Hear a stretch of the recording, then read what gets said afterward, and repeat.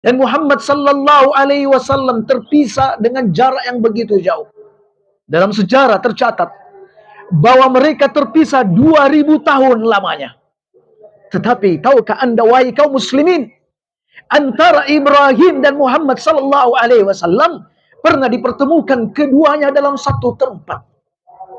Jika Allah berkehendak, maka terjadilah apa yang Allah Subhanahu wa taala keinginkan. Ibrahim dan Muhammad sallallahu alaihi wasallam pernah berjumpa padahal mereka terpisahkan dengan jarak 2000 tahun lamanya.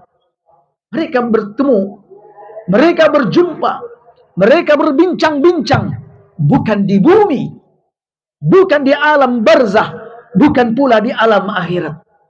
Mereka bertemu dan berbincang di satu tempat yang istimewa, yaitu di langit tingkat 7. Ketika Nabi sallallahu alaihi wasallam diisrakan ke langit tingkat 7. Kaum muslimin, Imam Al-Bukhari rahimahullahu taala menyampaikan dalam satu hadis dari Nabi sallallahu alaihi wasallam.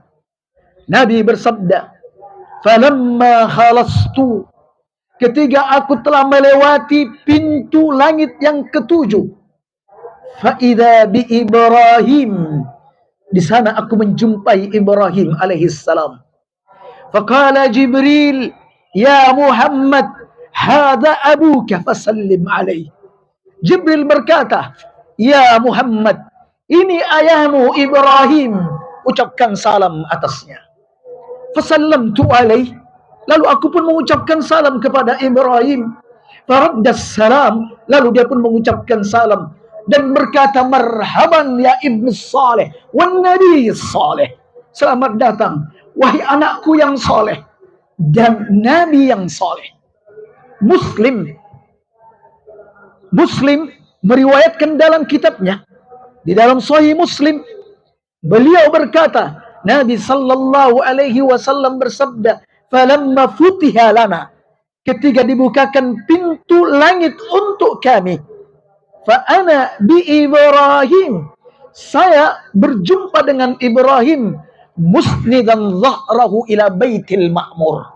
Beliau sedang menyandarkan punggungnya di Baitul Ma'mur, yang merupakan tempat tawafnya para malaikat sebagaimana manusia tawaf di muka bumi ini.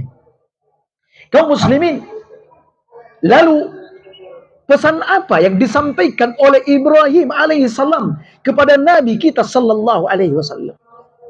Kaum muslimin, dalam pertemuan itu Ibrahim alaihissalam tidak membincangkan tentang persoalan ekonomi.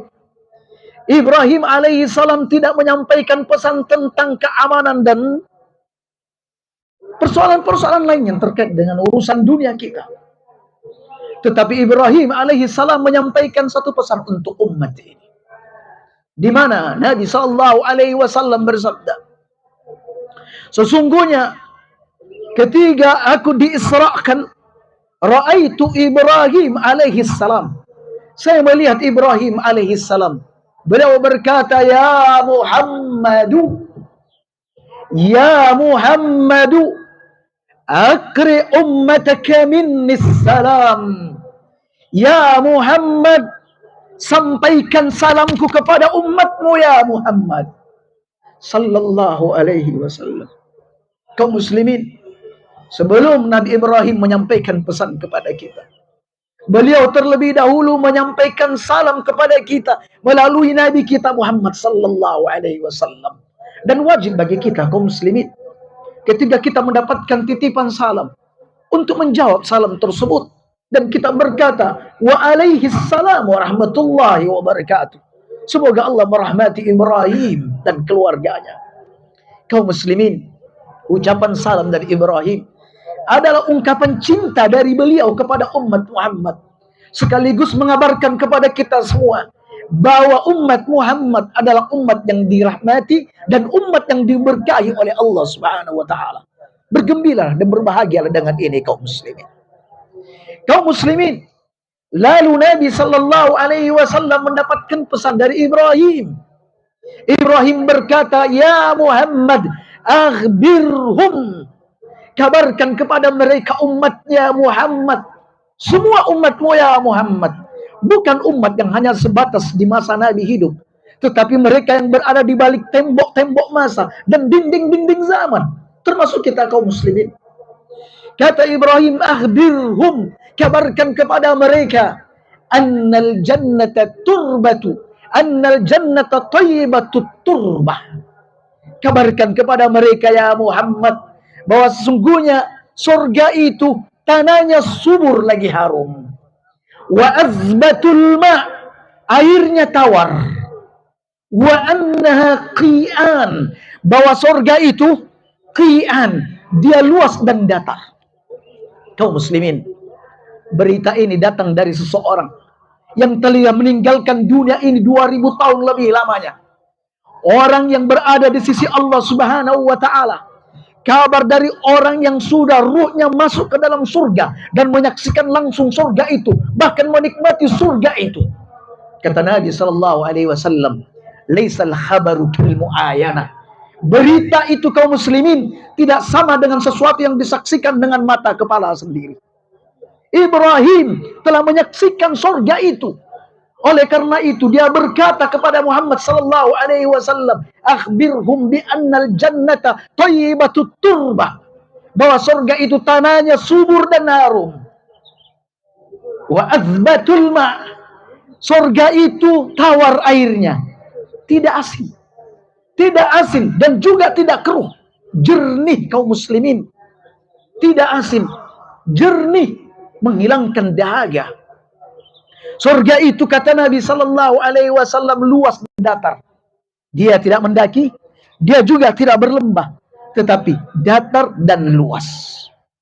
Kaum muslimin, lalu apa yang dimaksudkan oleh Ibrahim dari pesan ini? Ibrahim lalu melanjutkan pesannya dan berkata, wa anna ghirasaha, bahwa tanaman-tanaman di tanah surga yang subur itu adalah subhanallah walhamdulillah wa la ilaha illallah Allahu akbar. Bahwa tanaman-tanaman yang ada di surga, di tanah yang subur itu adalah subhanallah walhamdulillah wa la ilaha illallah Allahu akbar. Kaum muslimin, Nabi Ibrahim hendak memberikan pesan kepada kita bahwa selagi Anda hidup di dunia, raihlah surga itu dengan melakukan banyak amalan-amalan ibadah, terutamanya berzikir. Semakin Anda banyak berzikir, semakin Anda banyak menanam di surga. Semakin sedikit Anda berzikir, maka begitulah tanaman-tanaman yang Anda akan dapatkan di surga. Kaum muslimin, Ibrahim hendak memberikan pesan kepada kita bahwa senyampang hayat di kandung badan, senyampang Anda masih hidup di dunia ini, perbanyak amal soleh dan kebaikan, terutama zikir. Karena sesungguhnya dunia ini adalah amalun bila hisab, amal tanpa hisab. Sementara di akhirat nanti kaum muslimin, hisabun bila amal, hisab tanpa amal. Oleh karena itu Nabi sallallahu alaihi wasallam bersabda, subhanallahil azim wa bihamdi gurisat lahu nakhlatun fil jannah. Ucapan subhanallahil azim wa bihamdi akan ditanamkan tanaman kurma baginya di surga nanti. Kaum muslimin, oleh karena itu saya mengajak antum sekalian untuk memperbanyak melakukan amal-amal ketaatan, terutamanya berzikir kepada Allah Subhanahu wa taala, apalagi di hari-hari istimewa seperti ini. Nabi sallallahu alaihi wasallam bersabda, a'zamul ayyam indallah yaumun nahri wa yaumul qarri.